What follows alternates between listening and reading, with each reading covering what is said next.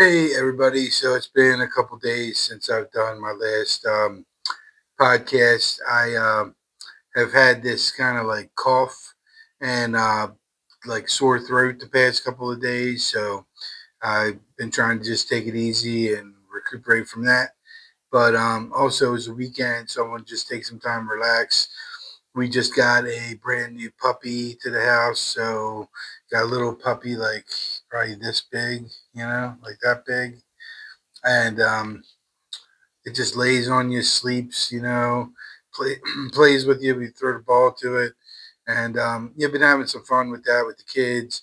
And it's funny how as soon as you get the dog, everybody comes out of their rooms now, and they put their phones down, and they put their electronic devices down, and they spend time with each other, and the whole family's in that family room together with the dog. It's actually great. It's actually an unintended consequence of what happened once we got the dog. So I thought it was really good to see. But wanted to talk to you about today was a couple messages. One is a message that I'm going to start with, which is what I posted on my Facebook page this morning. Um, it was a meme, and it was a picture of the Grinch, and he's holding an ornament, and it says, "You always have a choice," and the ornament says, "Choose kindness." And it's true. You always want to choose kindness and be the nice person and be the forgiver, and be the one that doesn't hold grudges and doesn't, you know, hurt people and say things to hurt people and stuff like that. And the verse that was with it today said from Luke chapter 6 verse 35 says, "But love your enemies and do good and lend, expecting nothing in return, and your reward will be great, and you will be sons of the Most High, for he is kind to the ungrateful and the evil." And it's true. He is. And, it's true that, I am too. I'm nice to people, and I forgive people, and I lend to people, not always money, but ideas and creativity and suggestions and how to improve their business and how to take their sales to the next level and how to help motivate people. And I expect nothing in return, not even a thank you. Because certain people out there, you know, they don't know what that word is in their vocabulary. They just don't have the word thank you in their vocabulary. And it's okay, you can forgive them for that, and you can move on from that, and you can still continue to love your enemies and do good and lend to them, expecting nothing in return. And my reward will be great, and I'll be sons of the Most High, which I am. And the difference is when you have somebody who continues to disrespect you and talk smack behind your back and say certain things that they wouldn't say to your face. um you know it's unbelievable that that person would expect to use this verse and say, but you're supposed to love your enemies. Yeah, you are. And you know what? I still love you, but you're just not eating at my table anymore. You're not at the same table as me. I don't have the same values. I don't have the same, you know, bitterness. I'm genuinely happy for people when they succeed. You know, I don't have to go out of my way to rub it in people's faces and send a limo to pick somebody up because they beat you as number one agent in the company. Like, what? Who does that? It's just, it's unbelievable. Um, and this verse is not saying that you need to continue to get abused and get taken advantage of. It's like, it's not saying that you're a battered wife and you go home and you get beat again and you're just supposed to stay there and put up with it. That's not what this is saying. Jesus wouldn't do that. Jesus would disappear. Jesus would walk away. And Jesus would forgive you. And Jesus would say, I forgive you because you know not what you do. And you know not who you hurt. But one day you'll find out. You know? So that's the message for the Facebook post today, that even though you need to love your enemies and do good and lend and expect nothing in return, and your reward will be great, it's not saying to completely forget about why the people were your enemies in the first place and completely overlook all the issues that they've had in their past towards you and continue to stay in the abusive cycle. That's not what it's saying. So that's that. That was one message for today. Second message for today is, and I don't know where this came from. I think it was last night I was praying before bed because I remember getting out of bed and texting to myself and saying, "Oh, that's really good." And you know what happens is I get that and I say, "Oh, that's really good." And then I'll text myself like one word, and then I'll know what I'm talking about and everything. And then the next day I wake up and I see the one word and I'm like, what was I thinking about? So I got to get in a better habit of texting myself more than just one word when I think about something popped in my head that would be good to talk about on the podcast. And I think that's maybe going to be one of my New Year's resolution goals that I have.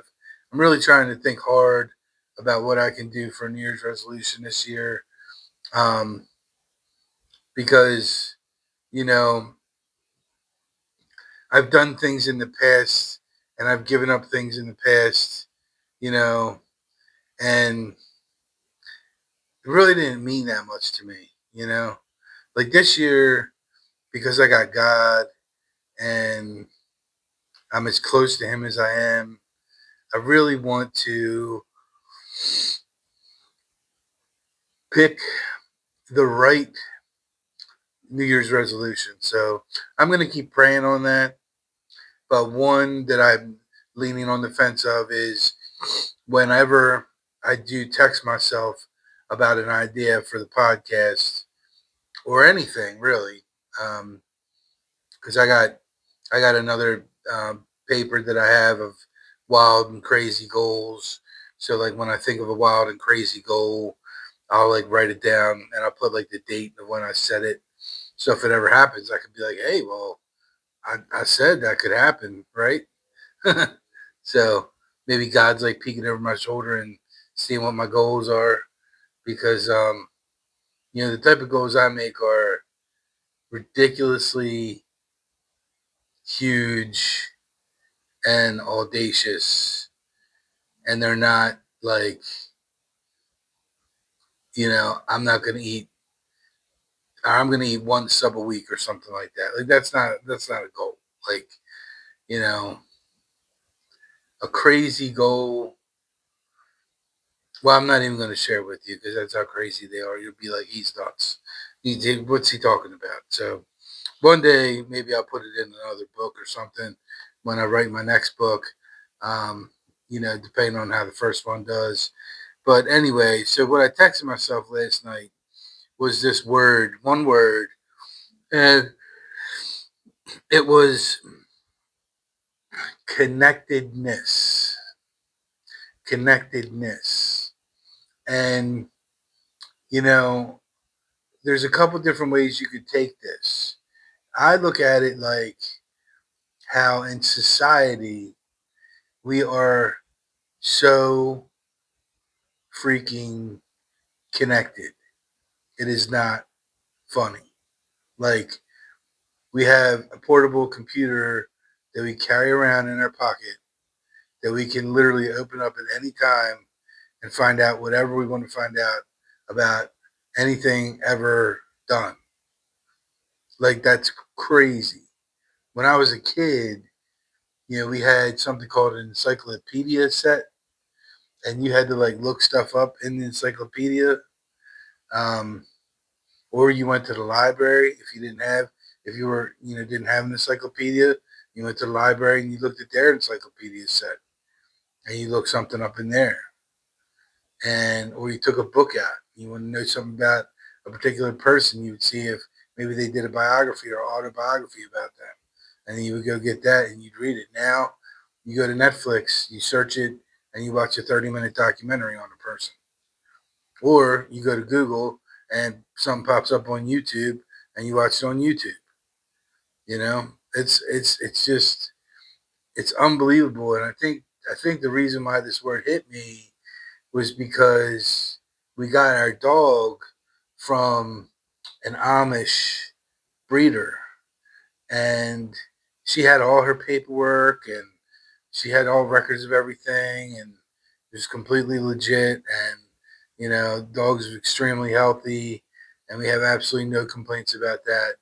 But it's just when I went up to see her at her house to pick the dog up, she's got all her kids and they're all running around, and their daughter's wearing a dress that they made for her, and they make all their own clothes, and they do all that.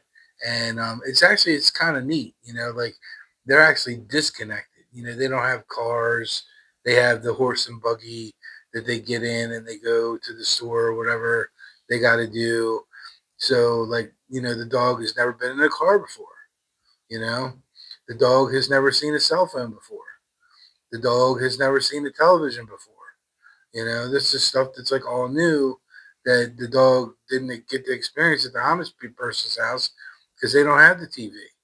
The poor husband is in the house when I go over there, and he's got like 4 or 5 kids jumping all over him, and he's reading them a book for entertainment. That's what he's doing. And but that's how they do things. And it just got me thinking just how spoiled and connected we are to the world we live in. And then take that another step further and how you apply that to, God and Jesus and the Holy Spirit. It's like, wouldn't it be great if we were as connected to God and to Holy Spirit and to Jesus as we are to our cell phones? You know, there's some really good stuff on there online. People that do podcasts. I mean, this is a podcast, but there's other people that do podcasts too. They do spiritual podcasts. They do podcasts about God. They do podcasts about services at their church that they host and they hold, and sermons that they preach, and just some really good quality stuff out there that you could really fill your head with and be connected that way to God. But I just think that if you could take, a fraction of the amount of time that you take and you spend on your phone, which is, I don't remember what the last study was that I saw. I think it was like 4 hours a day or something like that is the average amount of time a person spends on their phone. And I'm actually guilty of it right now because I'm on my phone right now doing this video. That's how I do my YouTube videos, is on my phone. I got a little external microphone that I plug in, and I put it on my shirt, and I got it plugged into the phone. And I do these podcasts right from my phone. I got a little stand and everything that I put the phone on, and we shoot it wherever I want to go, my office, my house, another person's house, conference rooms downstairs. Soon we're going to have a podcast room here at the office, which is going to be awesome. That'll probably be in a couple more months or so, finishing up the details of that down in the basement. And so I'm excited to be able to get down there and shoot some videos and get some stuff, lined up down there and have some people come in as guests and have an actual podcast studio where we can film some real podcasts and some good quality content and get some really good stuff going. And but back to the connectedness. If you could just take, like 20 minutes a day, like, I mean, how much is that, right? It's like 10 minutes in the morning and 10 minutes before you go to bed. And you just, or even, forget that. Like, say 10 minutes a day and just take 5 minutes in the morning when you get up and 5 minutes before you go to bed at night. Like, all you got to do is just pray and connect with God and connect with Jesus through the Holy Spirit. You know, you'll feel so much better. Your life will be so much better. You'll sleep so much better. Even though I've been sick, I still pray every night before I go to bed. And some nights I'm so tired by the time I get to bed that I don't physically get on my knees. Most nights, pretty much 80% of the nights, I get on my knees before I go to bed, right next to my bed, and I just pray. But every once in a while, you know, I'm just so tired. I like bless myself before I get into bed. And I just get into bed and I still pray. I just lay down. I close my eyes and I just talk to God and I just, ask Him for advice, ask Him for wisdom, ask Him to keep guiding me towards whatever it is that I'm supposed to be doing the right way, His way, you know, and just making that connection with Him and just trying to pick up on anything that pops into my head, whether it be like the connectedness, like that popped in my head last night when I was praying, and I didn't know what I was going to talk about today, so that was a good segue into the podcast, and I thought it was pretty good, and you notice the more connected you are with God, right? The better your life turns out to be.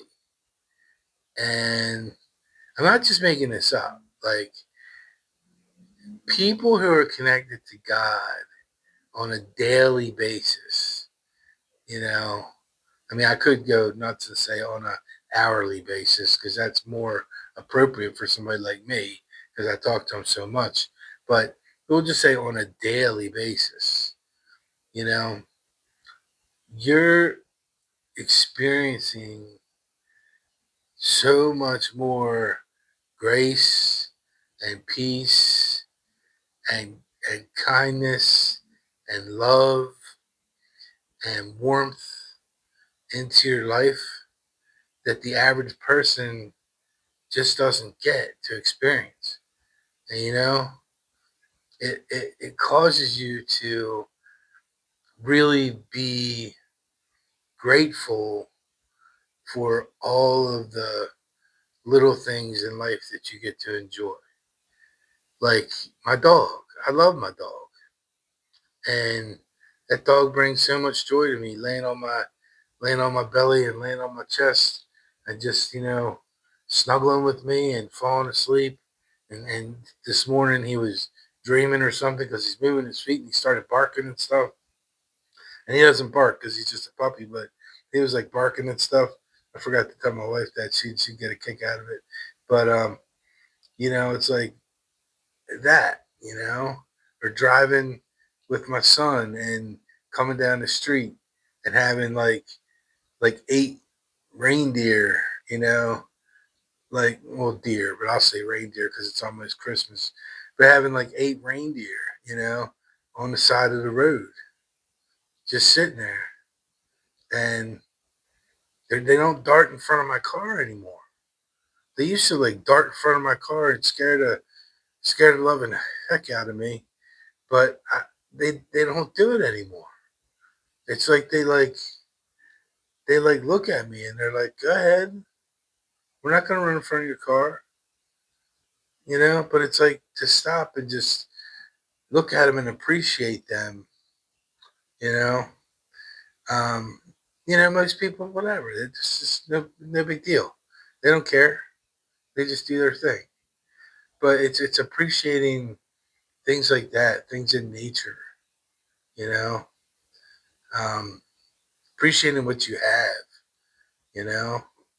I mean, I had this homeless lady that I work with, and she lives in a van, and she lives in a van when it's 26 degrees outside at night, and I'm in my house with my propane heat on, set to 65 or whatever we set it to, 64.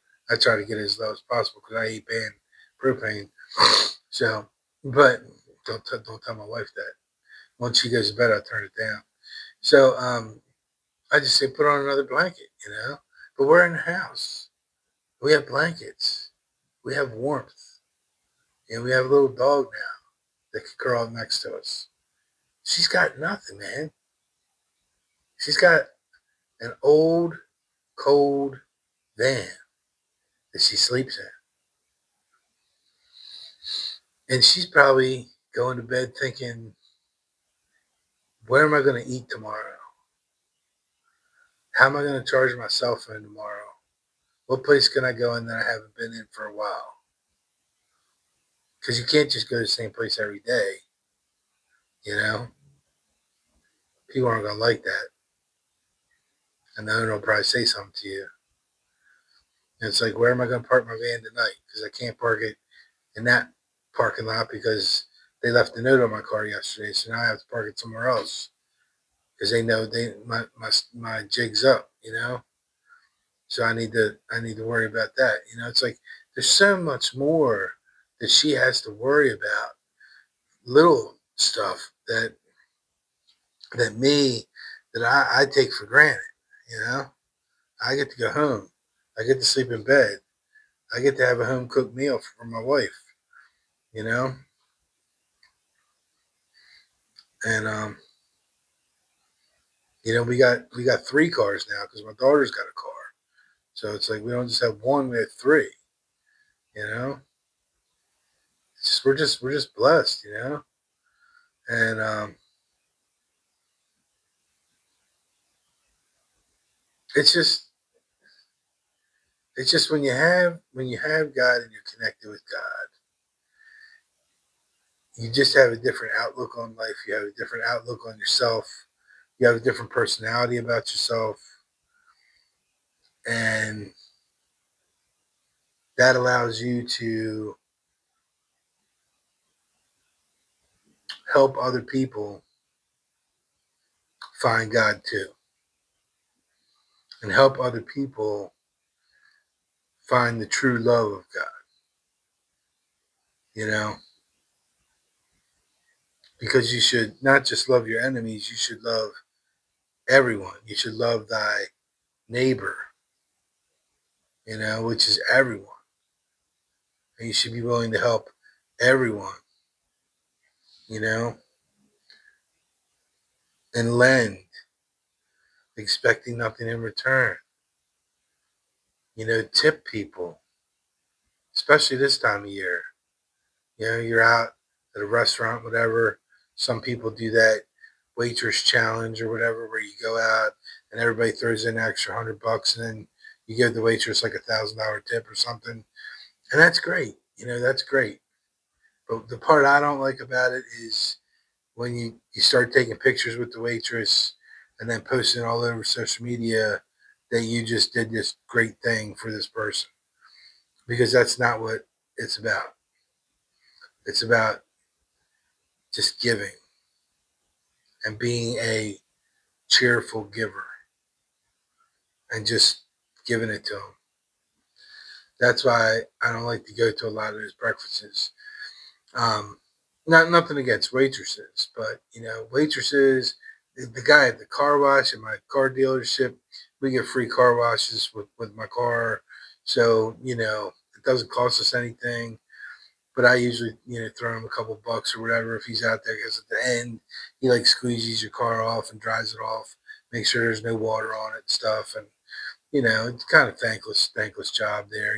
So I usually try to give him a couple bucks or something. Just something out of the ordinary like that. You never know. You never know who needs something. If you see somebody, in line, maybe they look like they're hard up or whatever. Offer to maybe pay for their stuff, or don't ask for anything. Just say I got it. Like as a measure of good faith. Just to help somebody out. If you have extra that you can give, you know, give it to your church. You know, especially this time of year. Churches are counting on that money. They got things they want to do. They want to grow. They got to pay their staff. They got to do certain things. They got to have their mission trips and have their missionaries taken care of. And, you know, um, there's a lot of stuff that goes into it. So just think about that. This time of year is doing good and loving thy neighbor and helping everybody out. And and it says lend, but just I think give too. Just give if you have it. If you have it, not everybody has it, and Lord knows, Lord knows I don't always have it.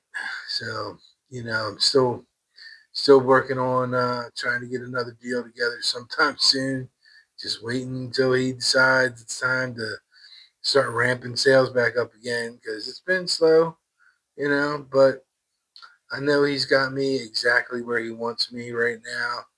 He's got me in his grips, and he's got me doing what he wants me to do, which is keep doing the podcast, keep doing the social media stuff, and keep following up with the clients, and things will eventually work their way out.